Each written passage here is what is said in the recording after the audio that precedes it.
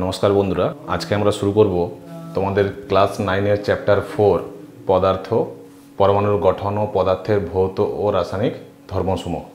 আজকে আমরা এই অধ্যায়টি শুরু করব। তো প্রথমে আমরা কিছু টপিক পড়ব এবং টপিকটা শেষ হলে তারপরে আমরা কিছু প্রশ্ন উত্তর নিয়ে আলোচনা করব। ঠিক আছে, এইভাবে আমরা এগোবো। চলো তাহলে ক্লাস শুরু করা যাক।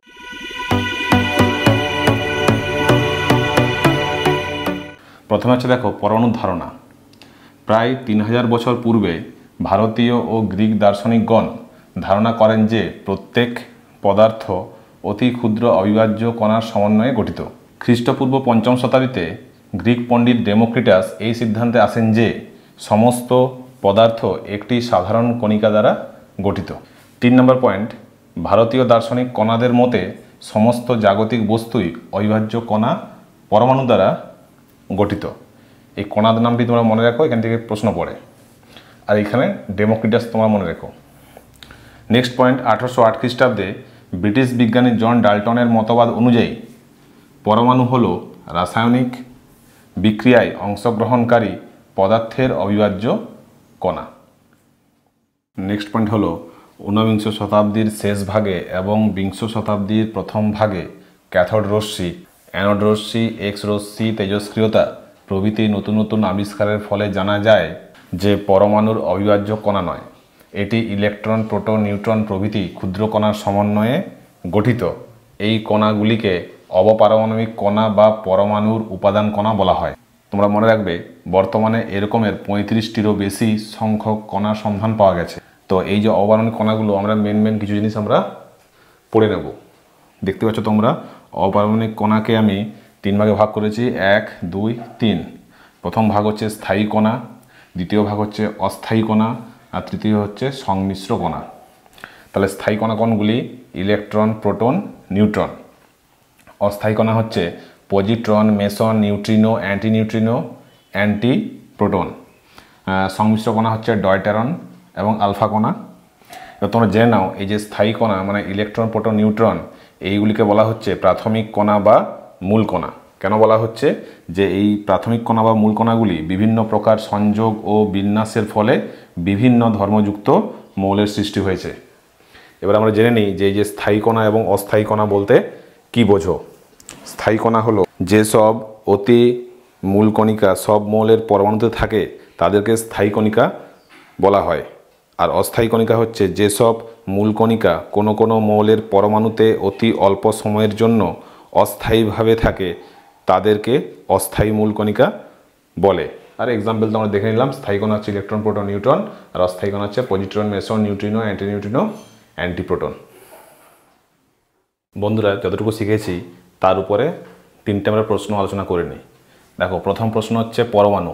তাহলে আমাদের যদি প্রশ্ন করা হয় যে পরমাণু বলতে কি বুঝি, তাহলে উত্তর হবে মৌলিক পদার্থের ক্ষুদ্রতম কণা যার মধ্যে মৌলের সমস্ত ধর্ম বজায় থাকে এবং যা রাসায়নিক বিক্রিয়ায় অংশগ্রহণ করে তাকে পরমাণু বলা হয়। আশা করি তোমরা বুঝতে পেরেছো যে পরমাণু বলতে কি বোঝো। দেখো, তোমরা ভিডিও পজ করে কমেন্ট বক্সে কমেন্ট করে জানাও সেকেন্ড প্রশ্নের উত্তর কী হবে। পরমাণু নামকরণ করেন John Dalton, J Thomson, Kanad, Chadwick. তোমরা কমেন্ট বক্সে কমেন্ট করে উত্তর বলো কি হবে এখানে। আমি উত্তরটা বলে দিচ্ছি, তোমরা ভিডিওটি পজ করে আগে লিখে দাও কমেন্ট বক্সে। এটা উত্তর হচ্ছে কনাদ। তাহলে পরমাণু নামকরণ করেন কনাদ। পরের প্রশ্ন দেখো, যে পদার্থের গঠনগত ক্ষুদ্রতম একক কি? তোমরা ভিডিওটিকে পজ করে কমেন্ট বক্সে কমেন্ট করে জানাও। আমাদের প্রশ্ন করা হয়েছে যে পদার্থের গঠনগত ক্ষুদ্রতম একক কি? আমাদের সঠিক উত্তর হচ্ছে পরমাণু। পরমাণু।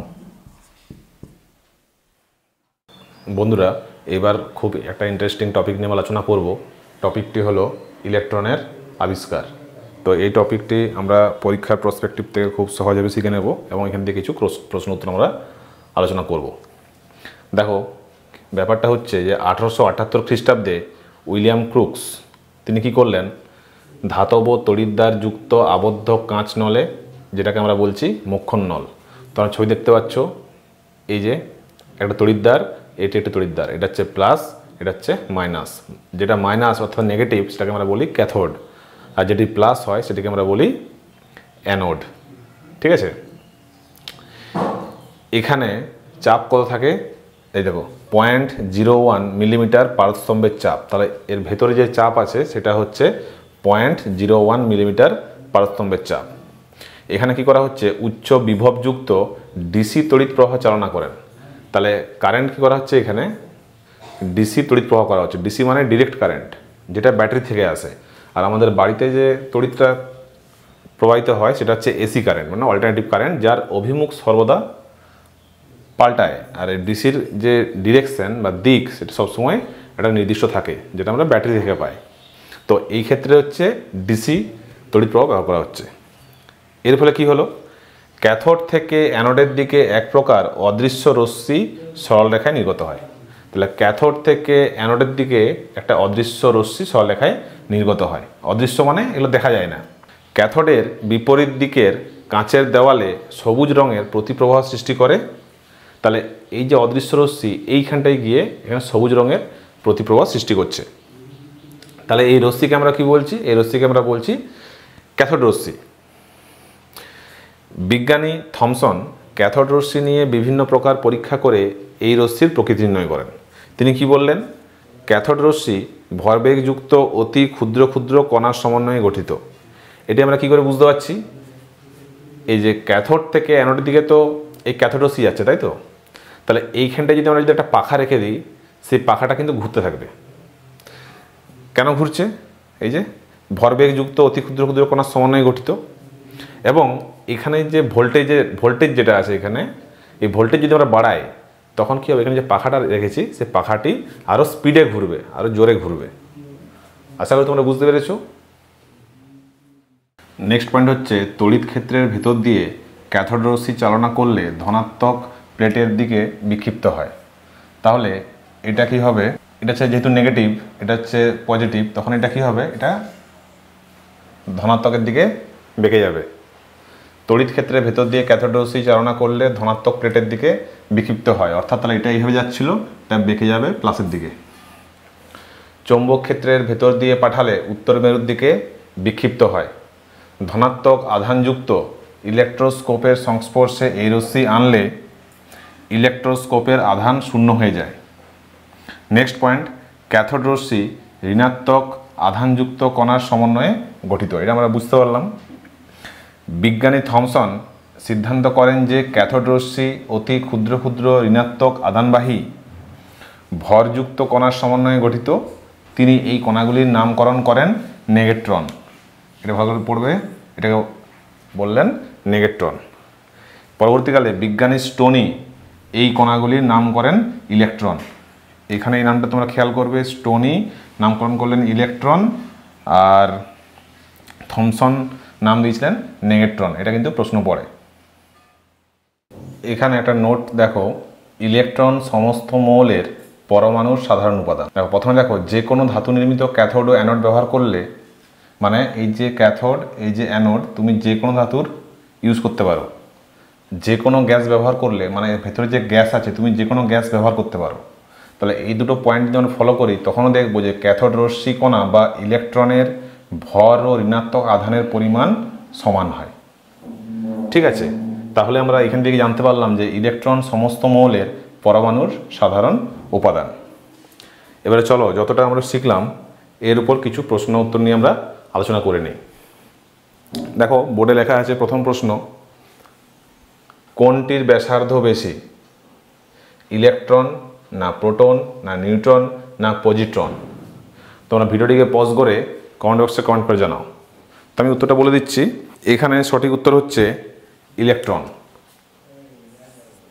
তাহলে কোনটির ব্যাসার্ধ বেশি, তাহলে ইলেকট্রনের ব্যাসার্ধ হচ্ছে বেশি। পরের প্রশ্ন দেখো, পরমাণুর মূল কণাগুলির ভর হ্রাসের সঠিক ক্রম। দেখো অপশন দেওয়া আছে, A, option B, option C, option D. তোমরা ভিডিওটিকে পজ করে উত্তরটি লেখো। পরমাণুর মূল কণাগুলির ভর হ্রাসের সঠিক ক্রম হচ্ছে, আমাদের সঠিক উত্তর হয়ে যাবে এই শেষেরটা। এটা হচ্ছে আমাদের সঠিক উত্তর হয়ে যাচ্ছে।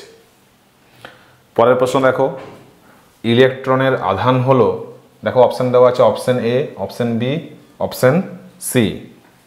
বলো কোনটা উত্তর হবে। ইলেকট্রনের আধান হচ্ছে সঠিক উত্তর হয়ে যাবে যে 1.6 ইন্টু 10⁻⁻19 কুলম্ব। এটা হচ্ছে আমাদের সঠিক উত্তর। তাহলে ইলেকট্রনের আধান হলো 1.6 ইন্টু 10⁻⁻19 কুলম্ব। পরের প্রশ্ন দেখো, ইলেকট্রনের E/m অনুপাত হচ্ছে, অপশানগুলো তোমরা পড়ে নাও, চারটা অপশান দেওয়া আছে। তাহলে ইলেকট্রনের E/m এর অনুপাত হলো, তোমরা ভিডিওটিকে পজ করে কমেন্ট বক্সে উত্তরটা জানাও, আমি উত্তরটা বলে দিচ্ছি। উত্তরটা হচ্ছে 1.76 ইন্টু 10⁻11 কুলম্ব পার কেজি। মানে এইটা হচ্ছে আমাদের সঠিক উত্তর হয়ে যাবে 1.76 ইন্টু 10⁻11 কুলম্ব পার কেজি। পরের প্রশ্ন দেখো, ইলেকট্রন শক্তি বর্জন করলে একই স্থানে থাকে, উচ্চ শক্তি স্তরে যায়, নিম্ন শক্তি স্তরে যায়, কক্ষপথ থেকে বেরিয়ে যায়। বলো কি হবে? ইলেকট্রন শক্তি বর্জন করলে সঠিক উত্তর হয়ে যাবে নিম্ন শক্তি স্তরে যায়। তো ইলেকট্রন শক্তি বর্জন করলে নিম্ন শক্তি স্তরে যায়, এটা হচ্ছে আমাদের সঠিক উত্তর। বন্ধুরা, পরের প্রশ্নগুলো দেখো, ক্যাথোড রশ্মি ড্যাশ কণার স্রোত। নেক্সট প্রশ্ন, স্থায়ী কক্ষপথে ইলেকট্রনের ড্যাশ স্থির থাকে। নেক্সট প্রশ্ন, ক্যাথোড রশ্মি উৎপাদনে ড্যাশ পারস্তম্ভের চাপ লাগে। পরের প্রশ্ন, পরমাণুর সবচেয়ে বাইরের কক্ষের ইলেকট্রনগুলিকে ড্যাশ ইলেকট্রন বলে। তোমরা ভিডিওটিকে পজ করে কমেন্ট বক্সে কমেন্ট করে জানাও যে এই উত্তরগুলো কী হবে। তাহলে প্রথম উত্তর হবে ক্যাথোড রশ্মি হলো ড্যাশ কণার স্রোত, এটা হচ্ছে ইলেকট্রন কণার স্রোত হবে। তাহলে ক্যাথোড রশ্মি হচ্ছে ইলেকট্রন কণার স্রোত। পরের প্রশ্ন, স্থায়ী কক্ষপথে ইলেকট্রনের ড্যাশ স্থির থাকে, শক্তি স্থির থাকে। পরের প্রশ্ন, ক্যাথোড রশ্মি উৎপাদনে ড্যাশ পারস্তম্ভের চাপ লাগে। এটা আমরা একটু আগে পড়লাম, 0.01 মিলিমিটার। 0.01 মিলিমিটার, দশমিক আগে একটা শূন্য লিখে দাও। তাহলে 0.01 মিলিমিটার পারস্তম্ভের চাপ লাগে। পরের প্রশ্ন, পরমাণুর সবচেয়ে বাইরের কক্ষের ইলেকট্রনগুলিকে ড্যাশ ইলেকট্রন বলে। উত্তর হচ্ছে যোজ্যতা ইলেকট্রন বলে। যোজ্যতা ইলেকট্রন বলে।